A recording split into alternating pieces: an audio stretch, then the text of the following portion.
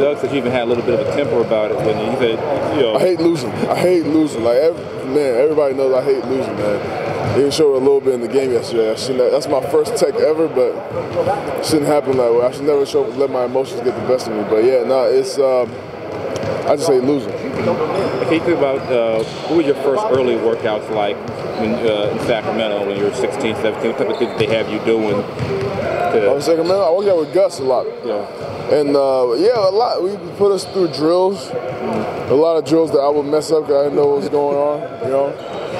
But, you know, I played with, we played pickup a lot, played with pros, and, you know, that really helped me boost my learning curve, too, because I was playing against guys that, I mean, they've been doing this for a long time, and they're doing it at the pro level. So, I mean, it just, you know, after a while, it started to click. You know, you would see me playing, you'd be like, oh, man.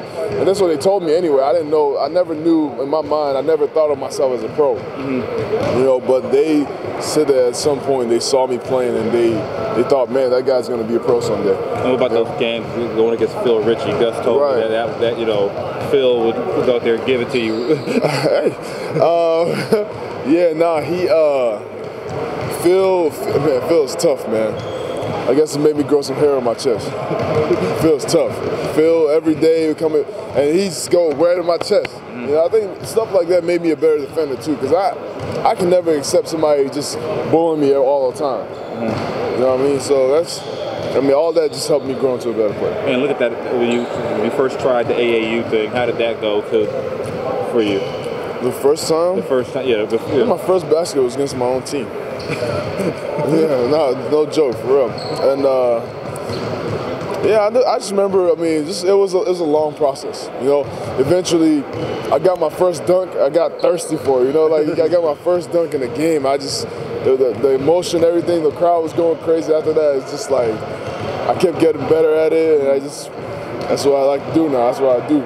You know, but you know, it's been a long journey, man. It's been a long journey. Because Doug said the first time he got you on the court, he told you to go on the block and do a drop step and dunk, and you told him, I can't do that. But that's because you didn't know the terminology? No, I couldn't dunk. Yeah, so, I mean, I learned. I had people, I'll be in the gym all the time trying the one-handed, you know, people that don't really have hops. Yeah. They do it off one leg, and yeah, I did a lot of things to learn how to dunk, but eventually I got it. I wore the shoes, the power soles, all that stuff, man. I did everything. I wanted to learn how to dunk so bad. You know what I mean? There are a lot of complex X's and O's in the Warriors offense, a lot of floppy sets, the elevator play. What was the hardest thing for you to grasp as a rookie that you're confident in now? Hardest thing to grasp? Well, I think our terminologies from college to here were different. That was the hardest thing for me because Coach Stalin's system is all I really knew. Yeah. You know, and that's all I ever played. So that's all I had in my head. Calling green on ball screens. You know, that's how we played. But here, everything's a little different, and our calls are different. You know, that's one of the things I had to get used to adjusting to. Can you give me another example of that? I'm just really curious. Another example. Let's see. I mean, at Vanderbilt, we had a lot of plays as well. You know, we had, man, it was like an NBA team in terms of plays because Coach Stallings is an X and O guy. So I don't think in terms of plays it was that hard. I think it was just trying to get used to the different terms. I don't know. How you you call ice in the pick and roll something else or something like that. Right. Call ice floppy. I mean, I never really knew what floppy was. You know, we just call it what do we call it?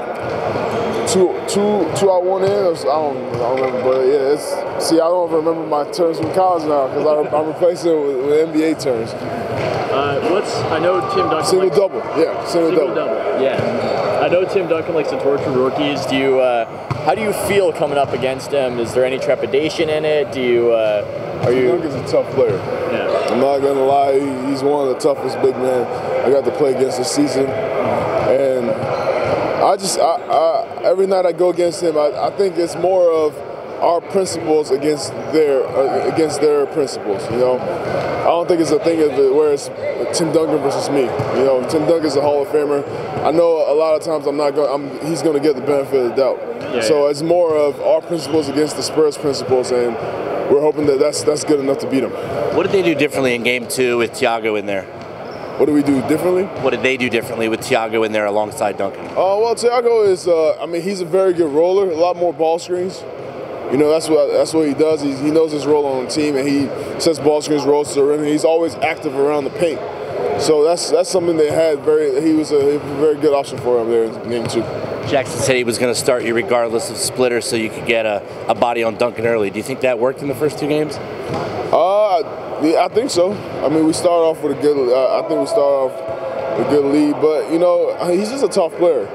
He's a tough player, and he adjusts pretty well. I don't know that it really affected him that much because he's still going to do what he does. You know, I think I'm just there to be physical and just try my best to stop him.